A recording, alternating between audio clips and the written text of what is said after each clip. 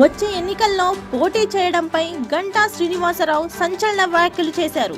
మళ్లీ విశాఖ నుంచి పోటీ చేయాలనుకున్నట్లు గంటా తెలిపారు. చీపురుపల్లిలో బొత్సపై గంటా పోటీ చేయాలని టీడీపీ అధిష్టానం ప్రతిపాదన చేసినట్లు వెల్లడించారు. పోటీ చేయాలా లేదా అనే ఆలోచనలో ఉన్నానన్నారు గంటా శ్రీనివాసరావు.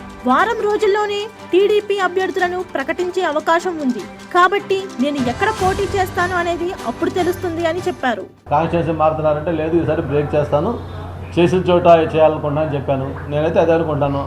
ఈ 1 వీక్లో అనౌన్స్ చేస్తారు, పార్టీ అధిష్టానం లిస్టు ప్రకటిస్తుంది, అప్పుడు తెలుస్తుంది నాకు కూడా. ఆలోచిస్తున్నాను. ఇప్పుడు దాకా నేను వేరే ప్లేస్లో పోటీ చేసిన మాట వాస్తవమే. ఈసారి ఇట్లా చీపురుపల్లిలో అక్కడ సీనియర్ లీడర్ ఉన్నాడు కాబట్టి అక్కడ నేను చేస్తే బాగుంటుందని ఆలోచించి వాళ్ళు పార్టీ ఒక ప్రపోజల్ పెట్టింది. దాన్ని నేను ఆలోచిస్తున్నాను.